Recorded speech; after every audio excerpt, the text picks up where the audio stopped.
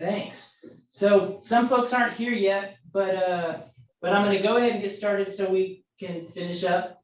And for those of you who aren't here and are listening, I'm Chris Rugia, and for those of you who are, I'm still Chris Rugia, Director of Tourism for the City of Alpine. And so this meeting, as most of you know, is it's an orientation workshop for hotel occupancy tax grants. So I'm going to go over the law of how the money can be spent under the different categories, the procedures for getting the money, and a few notes along the way. I'm going to go through that as quickly as I can and leave space for questions. If anybody has a question about something I'm going through, feel free to ask it, but I'll try and keep moving so that we can have time for more questions, discussion at the end, and still get everybody out of the meeting. Will this be available at a Yeah. later date? Yeah, that's why Gio's recording it. So we'll put it on the city website, and I'll have a link to it so that I can email that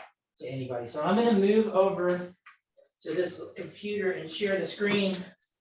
Chris, may I ask a question? Of course, John. Is this an official meeting that needs to be called to order? It's not. Thank you for asking. This is Thank you, it's sir. purely a workshop, and we didn't need to post it because a quorum of our hotel occupancy tax committee is not here. It's just you at the moment, I believe. And you're not a quorum, my friend, so we don't have to call you to order. Green? John Green, yes. Okay, so I'm gonna click share screen. I'm gonna say got it. May I ask who's on your committee? please? You may, I'm gonna have to think for a second, but it's John Green from the Big Bend Film Commission, Sarah Hires, general manager for who I was talking with Cindy about at the Holland and Maverick. Sarah Sarah Hires, Hyers. H-Y-E-R-S. And then Karen Zulewski at Quarter Circle 7. She's their general manager. Okay, Circle 7. And then Laura Gold is an active citizen. That's a she. That's a Laura. she, Laura, Laura. Gold. Gold. Like the color gold. Yes. And John, who am I missing? There's Jerry Johnson. and Jerry Johnson, city council member. Yes. Jerry Johnson. Okay. So, and then of course yourself. I actually am. I just help. Okay. Yeah. So it's Okay. comprised of 5 people? Yeah, and there are 2 empty at-large seats that some council members were asking me for suggestions on filling. So I'm talking to a couple of different people. So hopefully in the next couple of months, they'll fill out the application and the council will discuss it. And so we might have 7, but right now we have 5. Okay. And what they do is when we open the grants for applications, Mhm. they're the ones who review and make recommendations right. to the council. Okay. Thank you. Yes, happy to. Okay, I did that way too fast. So let me see, go down 1. So this first part is about the state law that governs the hotel occupancy tax. And so everything that you guys spend as part of your grants is a hotel occupancy tax expense. And every expenditure has to fit these 2 things. It has, above all, it has to attract visitors to Alpine. And secondly, it has to fit under one of the categories we're going to discuss in a minute. And those are, there are, I think, 9 that the law lists, but the city of Alpine offers grants in these 5: advertising, promotion of the arts, historical restoration and preservation, sporting events, and transportation. And then we'll go through each of those quickly. Advertising is the biggest one for us. Now, when you're advertising an event, of course, you have multiple audiences, and one of the primary audiences for events in Alpine is people in Alpine, but that's not allowed. for hotel occupancy tax funds. So for the ads in the Avalanche, the ads on the radio, the things to get the local audience, you're gonna have to find other sponsors for those expenses, because the grant can only spend for ads outside of the tri-county area. Okay, so ads from outside the county only. Yeah, so Fort Stockton's fine, but Martha's not. Oh, Marfa is not included. Exactly, because the idea is the ads have to encourage an overnight stay. And Oh, so okay. somebody from Marfa can just hop over and go back Right. home. Now, one thing that's new this year, for a long time, this was the case, but then design and production was not allowed for several years. But starting this year, again, you can use up to 15% of your advertising funds on design. That can include web design, it can include laying out the ads, production costs, whatever that may be. But that is allowed. Last year, it could only go to the actual cost of buying the ad in the publication. And at the last bullet on this slide, this is really the key for us, is that Alpine is required by law to spend half of the money we bring in every year in hotel occupancy tax funds on advertising.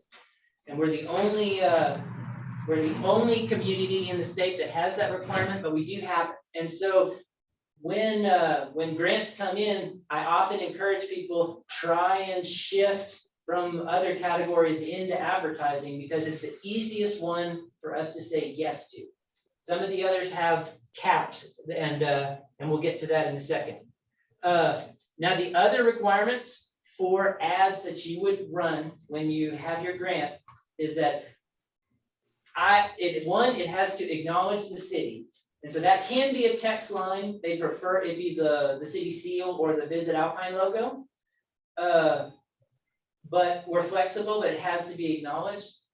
But then lastly, I need to see it before it runs. And so you'll want to email me the artwork, so that mainly that's a quality control. I can confirm that it looks okay and that the city's acknowledged. And so we make sure that's all true. And often I'm available as well to help you plan your advertising too. I can help you deal with the ad reps and things like that. So Okay. Oh, yeah, Lydia, then Cindy. okay. Do you have all of this, handouts, all of this I can- information that you're, I was gonna Feeding email into these us. slides out to everybody on my list, and I don't have you, but Mary Ann would get it. yeah, Yes, I'll get it. yeah. So yeah, So you do have it in, so. I'm we gonna can- send these exact. I'm trying to keep up with you, but at the same time, I'm Yeah. trying to look over there. Absolutely. No, I'll send these screens, these slides out. Okay, And then if you need more detail or whatever, just let me know. okay, And okay. Cindy, what was your question? So I wanted to put the city logo on our webpage. Uh-huh, It, as a supporter, is that allowable? of course, yeah. Okay. Yeah, acknowledging the city is appreciated. It's required if the tax funds pay for it, but it's appreciated if they don't. It's not, but it's obviously not a requirement that it go on your website unless the city paid for part of the website. But yeah, that would be great. Okay. And my email address is later on in the slides, so you all will know if you don't have it already, how to reach me. Okay, so the next category, promotion of the arts. Live music is usually what the most of this money goes to. In the past, we've funded public art like murals, but for the last 5 years or so, it's a requirement that murals be on city property, so we don't do too many of those from hot funds. Obviously, there's tons of murals going into town, which is kind of proof that there are other sources of funds besides the hotel occupancy tax.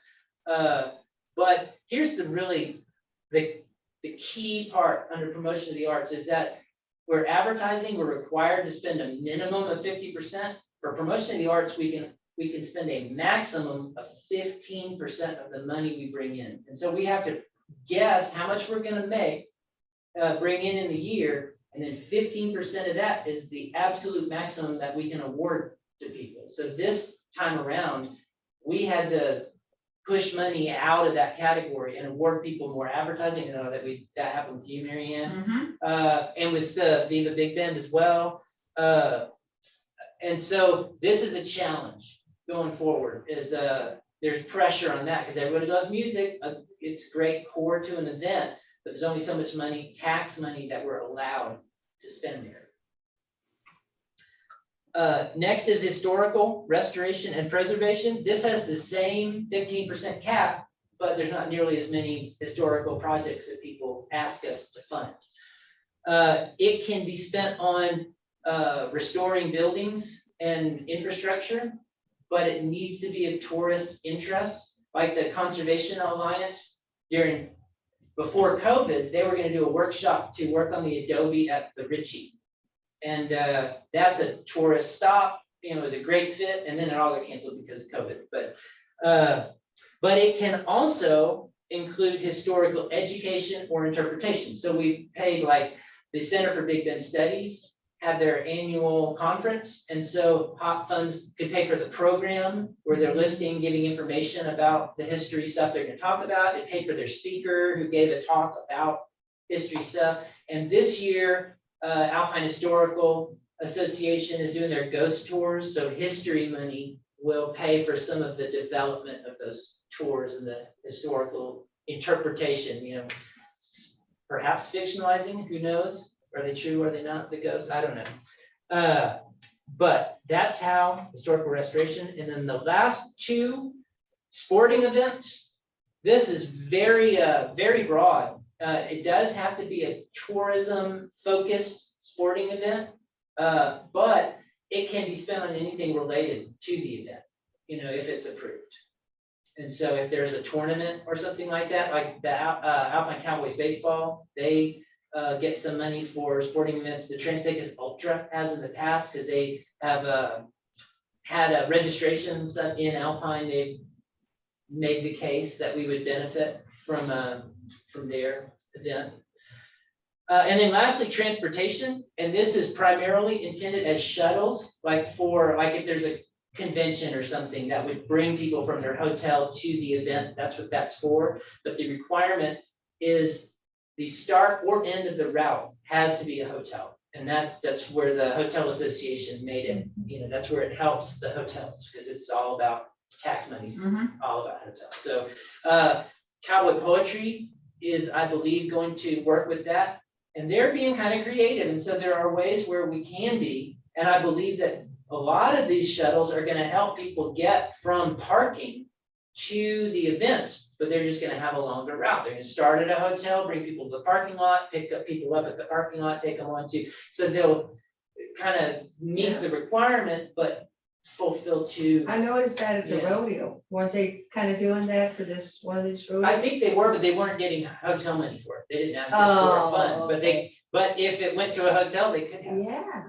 So they've gotta stay at the hotel. Well, actually, they don't even have to stay. It's like the people they're picking up do not have to be hotel guests, but the route of the shuttle has to be start or end at a hotel. At a hotel. Yeah, that's the rule. So if it starts, let's just say here at Hampton, then they come through town and pick up other people? And they could pick up people, run into Marfa, go down to Presidio, come back. You know, they could go anywhere as long as the start or the end is at a hotel. Wow. And now, with all of these things, it's the hotel occupancy tax committee's job to kind of think it through with you, to go, you know, does it really work? Does it really fit the law? But also then, if we get more requests than we have funds for, they're the ones who are then going to go, well, which is the best, the most effective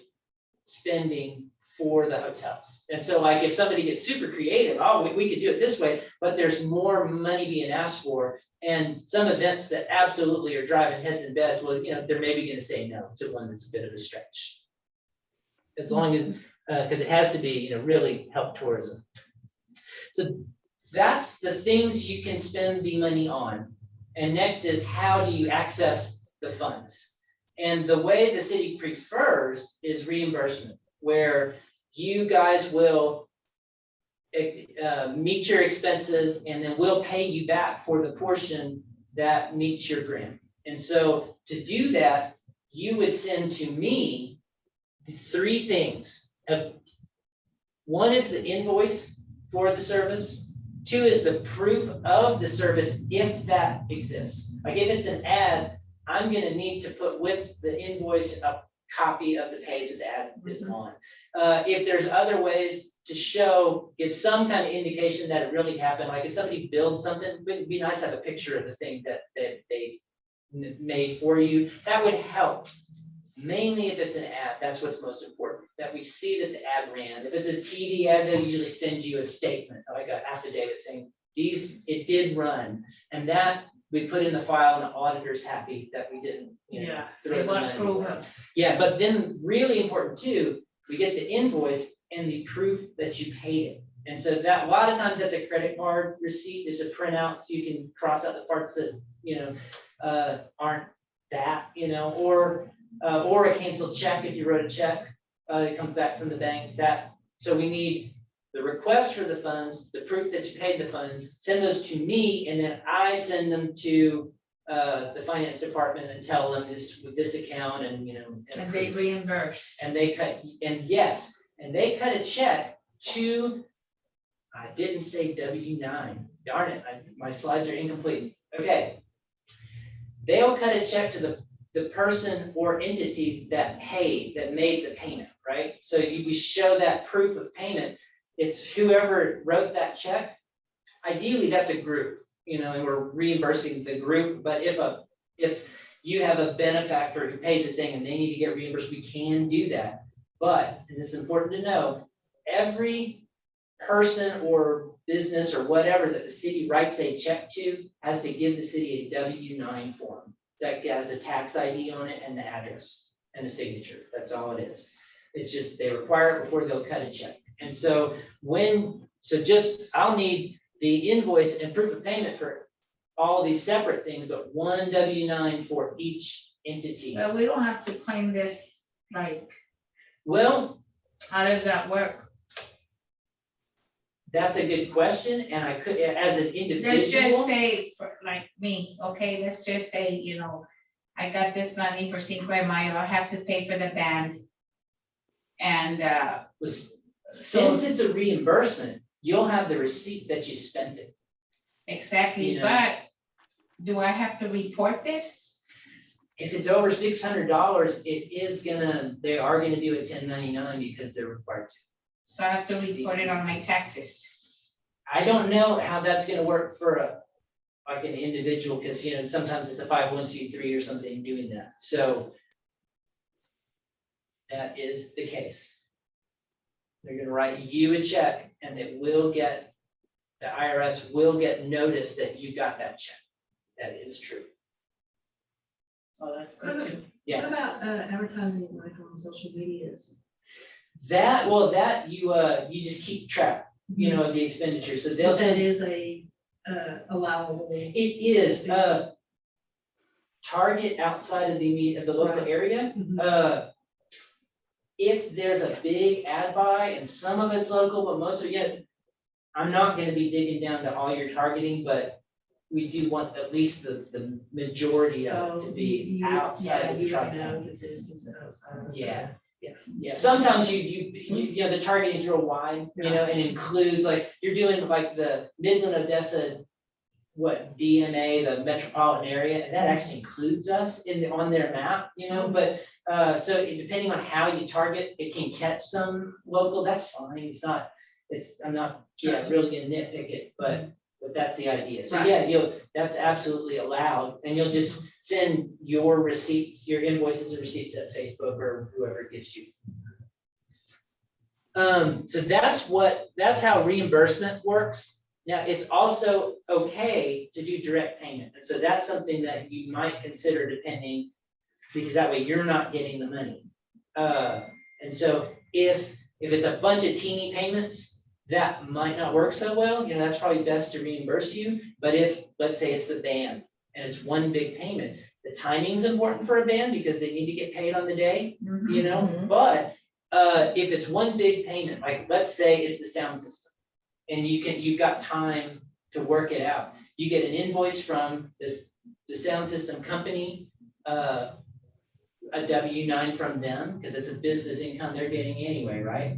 But it's billed to the city. And then the city writes them a check. And that way it doesn't all have to pass through your personal account.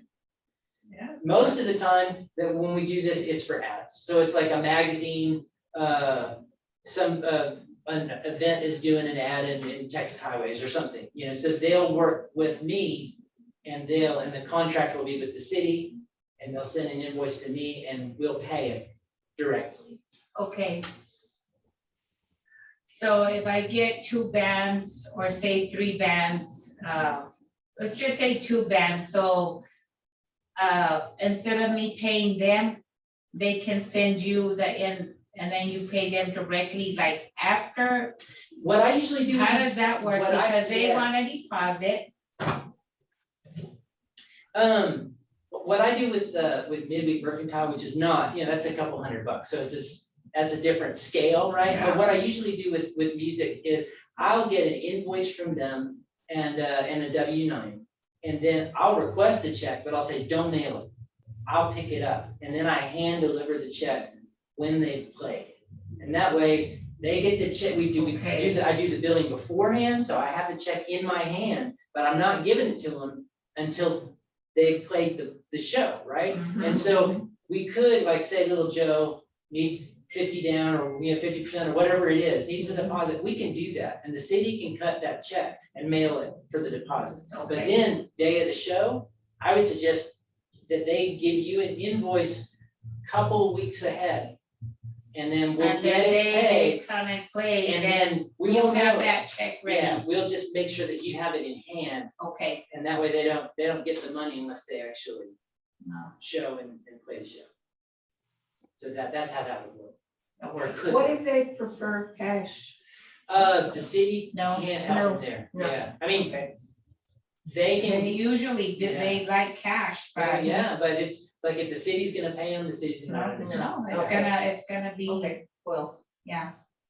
Yeah, they can like it all they want, or if that's a deal breaker for them, yeah, you can work something else out and we can reimburse it. But then you would get the check. Exactly. No, I mean, that's. I know, I know, but if they wanted the cash, Well, we'll just have to find another band. there you go. Yeah.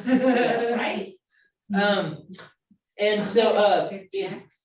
this slide has my email address on it, and so, the receipts and everything, you just email it to me, and the publication, if the city's gonna pay directly for whatever it is, it's probably best that you put them in touch with me and we'll work that out. Directly, Yeah, because I'll need to get the W-9 from them and that sort of thing. okay. This one is sometimes a mind bender, but we have a fiscal year that ends on September 30th, starts on October 1. And this, in terms of the audit, this is like the world ends on September 30th and a whole new world begins on October 1, and they do not mix. And so the award, the grant that you guys are awarded is from October 1, 2021 through September 30th, 2022. So everything that is funded by your grant has to happen in that window. Yes, And if at all possible, should be invoiced in that window, because the finance department, it's like they lock the chest on that fiscal year and they don't want to open it again if they can help it. When that midnight September 30th happens, things do trickle in, but they don't like it. And so if we can get like all of our invoices in by September 1 and we're done, that's great. Sometimes your event is too close to that line, and it's not as clean as we want. But our grant expenditures have to be, Cindy's event is in October, early October, so that's very difficult. So Cindy has a grant for this year to advertise for that early October, but then she can apply in the summer for next fiscal year to pay the bands. So her award this year is just for advertising before the event, because that's when the fiscal year happens. And so when you're planning events, if they're in September, October, think plan really hard about how you're gonna work that line between the fiscal years. Okay, another question, Yeah. about the music. Uh-huh. So it's all, the city will pay for all live music, right? No DJ music. Just You like, know, I would prefer it probably, but it's not a, it's not it's a, not a rule. it's not a rule. It's the arts, promotion of the Yeah, arts. yeah, And so as it's far- gonna be and live. I'm I was an Of art course. major. Art's a lot of stuff, Yes. And I'm not gonna say something's not art, if it's within that realm. And so DJing is playing music, which is artistic, and what they put into it is not nothing, And so I'm fine with funding DJ music out of. Well, just cause sometimes, like, before the live band comes on or during the day, it depends what's going on. I can hire a DJ until the opening band kicks in and then the real, And it could be mimes, it could be clowns, it could be cooking demonstrations, all these things are the arts, as far as I'm concerned, and they're entirely eligible as long as they meet the other requirements, that they're bringing in part of a tourism event, and we have the money in our little 15% slice to fund it. That's the hard part, as opposed to like like if I what's gonna had be a eligible. cook-off of somehow and then would bring people, that's part, is that kinda or no? We would have to make I'm not gonna argue against it, but the council might go, is that really? And then we'd have to make the case. And so I would say that, yeah, it's like, I have a very broad mind where the arts are concerned.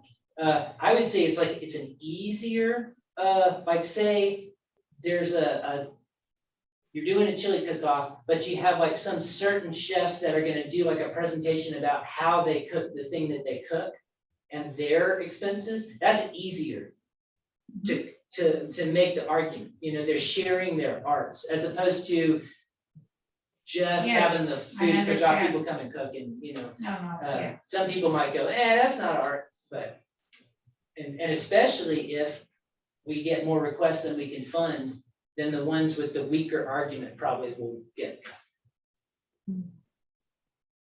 Just asking questions. Yeah, these are good things to ask. And so lastly, please send your reimbursement requests as early as you can. If at all possible, don't wait till the end of the fiscal year and send everything at the last minute. Try like when the event's happening, try and keep in mind, I'm gonna clear this thing out within a month or so. And then along with that, we do require a report for the grant. And so what we're looking for, doesn't have to be super formal, but I have these questions. How did the event go? If it's a multi-year event, if it's a first year, then just tell us how it went. But if it's the second year or the third year, tell us how it went compared to last year. What was different? What did you learn? We're looking for like a narrative we can compare and see. Every year, Yeah. right?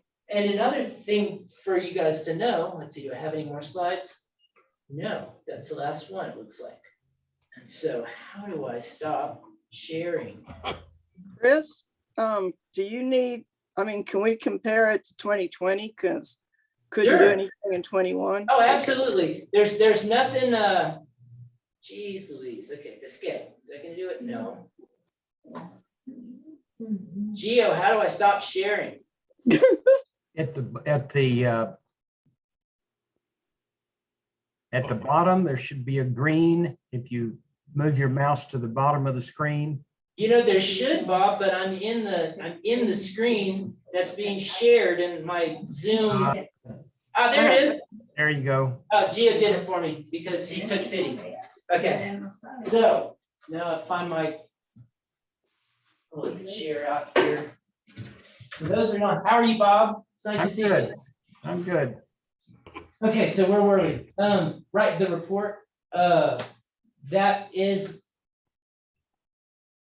Yeah, hey, it's not super critical that it be the last year. We're just looking for a story over time for how is the event doing? What's the health of the event overall? And also, is there anything that we can do to help? And that's something that where I was going next is that I am available to consult on your promotional plan to help you. If like Cindy and I are talking about what are different venues, and Cindy's new in town, so I'm introducing her to folks, the owners of different places, so that she can, work out what's going to work for her. But my wife and I have a design and marketing business for a long time, so we do this stuff all the time and are happy to make suggestions, whatever you need, help brainstorm about how to get the word out about what you're trying to do through the year.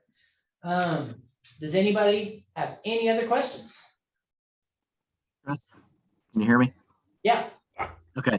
2 questions related to the local publications, like, for example, the Sentinel. How about digital advertising with the Sentinel or Avalanche? Or Good question. I would, it's a bit of a stretch, Stuart. I would ask them if they could, like in the past, as you well know, we used to do like a prorated based on their distribution, but decided it was just easier to say, no, just advertise elsewhere with that money. Please advertise locally for sure. Spend some money in our local media, but the hotel occupancy tax isn't the fund to use. But like Marfa Public Radio, as an example, analogy to the digital, they have multiple broadcasts. One of them's Midland, Odessa. You can do underwriting, and so we're looking for the broadcast in Midland, Odessa. If you decide you want to work with Marfa Public Radio, you can use that. And so we're going to try and prorate it. If trying to determine what portion of that buy went out of the area. And so I'm willing to do the same thing with the Sentinel and the Avalanche digitally. But we need to have a look at their analytics or something, or if they could run Google Analytics geographic report, for a sample period of time, we could work from that if you wanted to do that, Stuart. And that you've kind of already addressed the second part of that, and it was related to the print distribution, which we used to go back and say, well, 25% or whatever it was is being mailed out of the Tri-County area. So we counted that, but it's just too much. That's just gone. It is. I think that started under Jessica, where she put like a mile limit, like the home of the publication had to be within X number of miles. And right now it's just Tri-County area.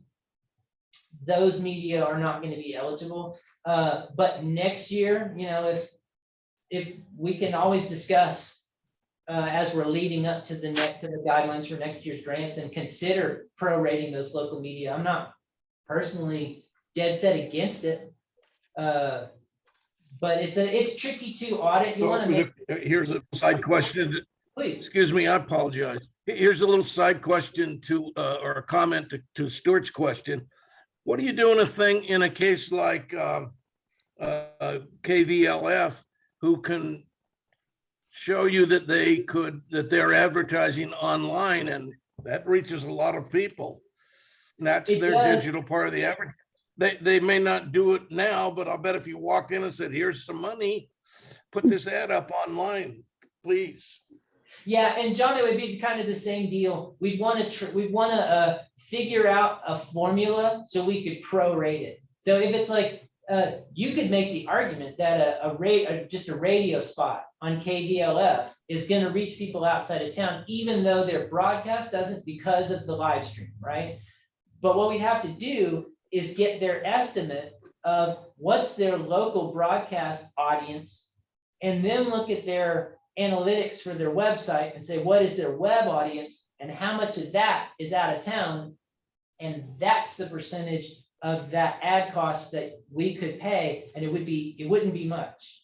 If it was They can do still ads on their web pages. a display ad, a visual ad, Yeah, right, thank you. then that would, for a local media, it would be just like I was saying to Stuart. I think I would want to see maybe 6 months worth of Google Analytics. And when you're in Google Analytics, they'll show you a map, of where your visitors are from.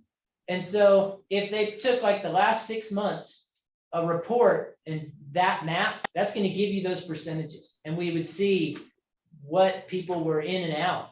And that's the percentage that we could reasonably use hotel tax funds for. Does that make sense? Yep. If they use Google Analytics. If they can't show it, then we can't know, and I don't think we Right. can do it. But if they do show it, it is possible that it could be reimbursed. Yeah, I wouldn't have a problem recommending that be paid if we could show it. Yeah, just in general, I'm not looking to say no to anybody. Yeah, I just want to make sure it's legal and effective.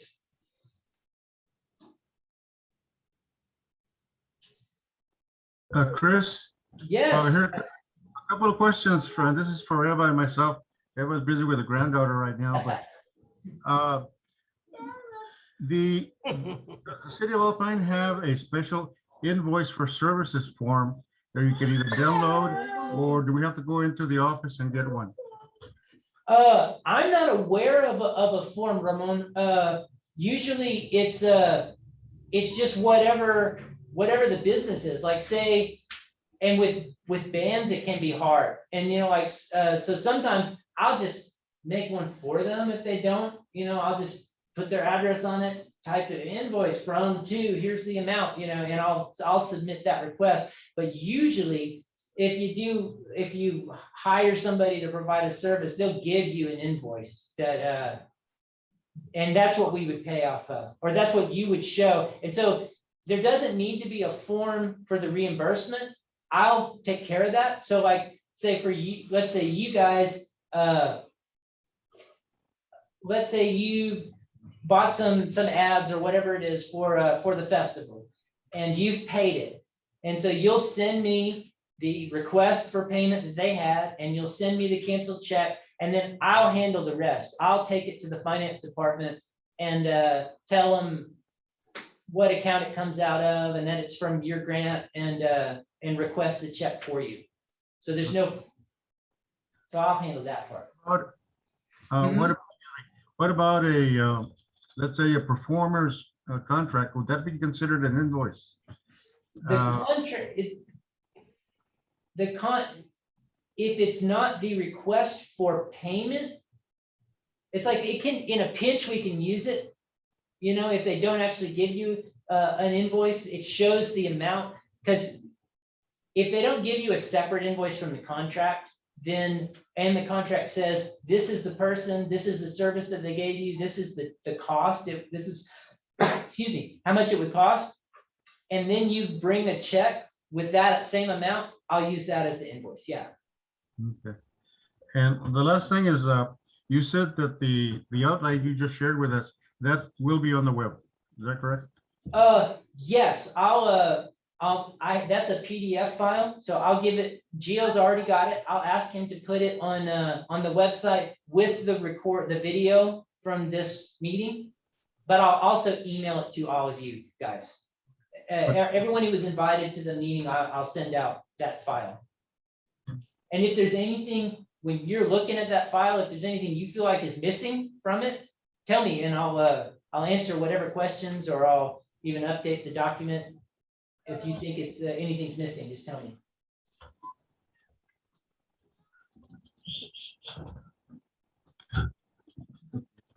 Okay, anything else at all from anyone?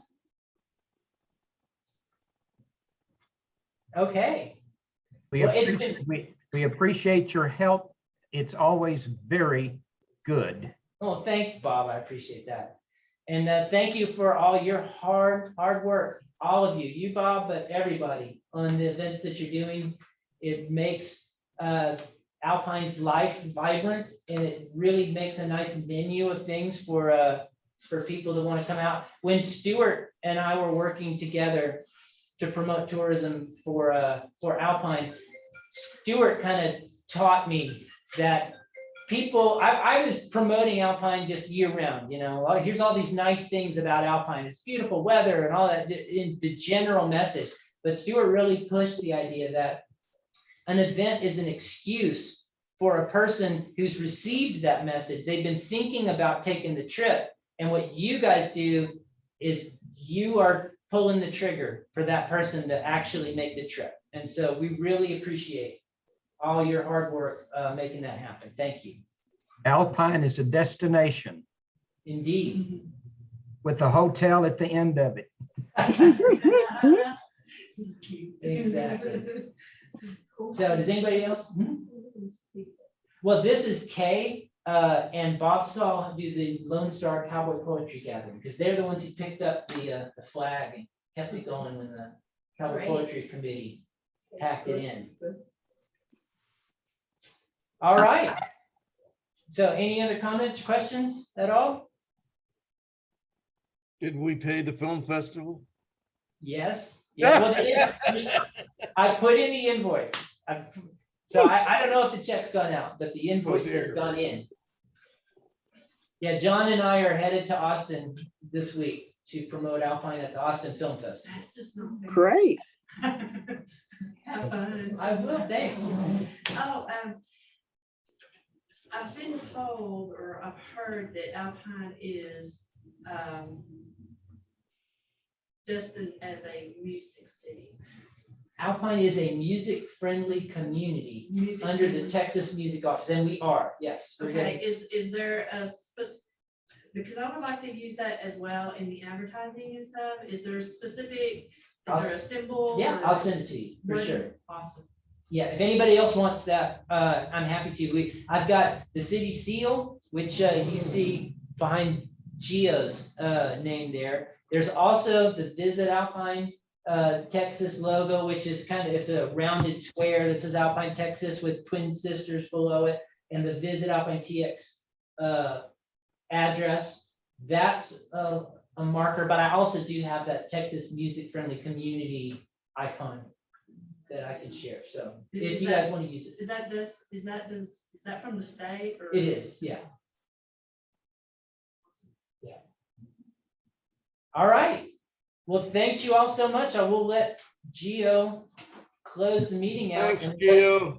And we'll let him go home because he's been very graciously staying late to allow. Thanks a us lot, to- Chris.